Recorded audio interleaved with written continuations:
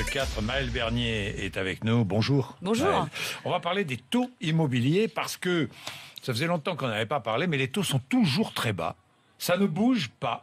Depuis juillet, il paraît que nous gagnons de l'argent en souscrivant un crédit immobilier. Alors, vous allez m'expliquer un peu pourquoi.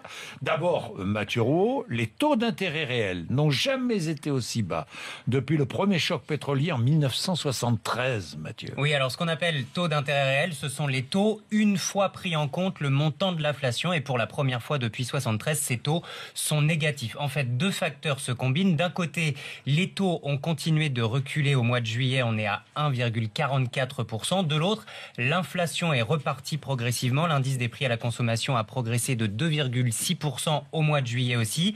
Taux qui baisse et inflation qui progresse. Le résultat, c'est que les taux d'intérêt réels sur l'immobilier sont descendus à moins 0,17 en juillet. En clair, vous avez plus d'intérêt à acheter à crédit qu'à payer comptant. Même si l'on a la somme pour acheter son appartement ou sa maison. Ah mais clairement, il faut emprunter. Mais vous savez, les gens qui ont beaucoup d'argent, ils empruntent de l'argent. Oui. Aujourd'hui, s'endetter, c'est s'enrichir. Parce qu'effectivement, s'endetter, c'est s'enrichir. Voilà. Bah, comme il l'a expliqué, c'est-à-dire très bien, c'est-à-dire qu'en fait, vous empruntez en gros, on va dire 1,5 et l'inflation est à 2. Oui. Sauf que votre 1,5, vous le gravez dans le marbre parce que vous empruntez sur 10 ans. Oui. À un moment donné, l'inflation. Et le taux fixe. Et le taux fixe, donc, il bouge le taux pas. reste à 1,5. Et donc, vous avez un delta, une différence entre l'inflation et le taux d'intérêt qui est en votre faveur, en faveur des emprunteurs. Et moi, je conseille aussi aux gens, c'est-à-dire que s'ils peuvent le faire, de tout emprunter, y compris les frais annexes. Franchement, vous avez tout intérêt à le faire quand c'est possible, parce que vous allez effectivement gagner de l'argent. Et garder un peu d'argent de côté, parce qu'on parlait des gens qui en ont beaucoup et qui le cachent, mais même des gens qui ont une petite somme, s'ils n'ont pas besoin de l'investir et de la mettre pour acheter le bien immobilier dont ils ont besoin, qu'ils veulent, qu'ils gardent cet argent et qu'ils empruntent. Et qu'ils empruntent, oui. 1,44, c'était juillet, les taux, la moyenne, une moyenne. Oui, mais il y a des taux qui sont encore plus bas. Ah bah il y a On des peut taux obtenir auprès des banques des taux plus bas. Ah, y a vous, à meilleurtaux.com, vous connaissez ça par cœur. Bah, bien sûr, on voit des records arriver. Alors les records, ils sont surtout en région, c'est-à-dire dans les villes moyennes où l'activité est pas forcément extrêmement violente, comme à Paris ou à Bordeaux par exemple, et où les banques du coup sont prêts à faire beaucoup d'efforts. Et on voit arriver des taux à 1,10, 1,20 sur 20 ans. Moi, j'ai vu arriver l'autre fois d'une ville comme Reims un 0,85 sur 15 ans. Donc, alors c'était effectivement cet été, mais c'est prodigieux.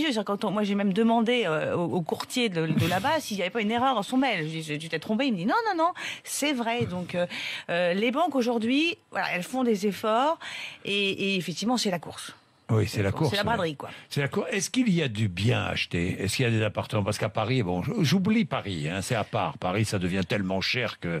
Mais ailleurs, en province, mais partout il y a des ailleurs, villes qui sont en plein boom. Partout ailleurs, ça tourne. C'est-à-dire qu'en fait, si vous sortez Dijon, de Paris, Bordeaux, Les Mans, Reims, mais il y a alors, il y a les villes TGV. En plus, vous avez Lille, Le Mans, Angers, Rennes. Rennes, ça remonte un petit peu, mais malgré tout, dans ces villes-là, le marché est très dynamique. Les gens ont bien compris qu'ils n'avaient pas forcément intérêt à louer très longtemps.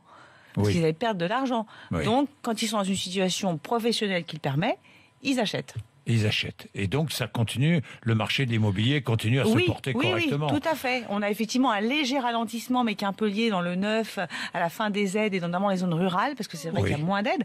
Mais aujourd'hui, si on termine à 900 000 transactions l'année 2018, une année de crise, c'était moins de 600 000. Donc, on est loin d'une crise immobilière aujourd'hui. Bien. Merci beaucoup. Maëlle Bernier, encore une fois, très compétente, porte-parole de meilleurtaux.com. Allez, si je vais sur meilleurtaux.com, je peux dénicher le meilleur taux. Vous allez normalement le trouver, on espère. Je vais le trouver. Bon, c'est très bien alors. 6h48. Merci beaucoup.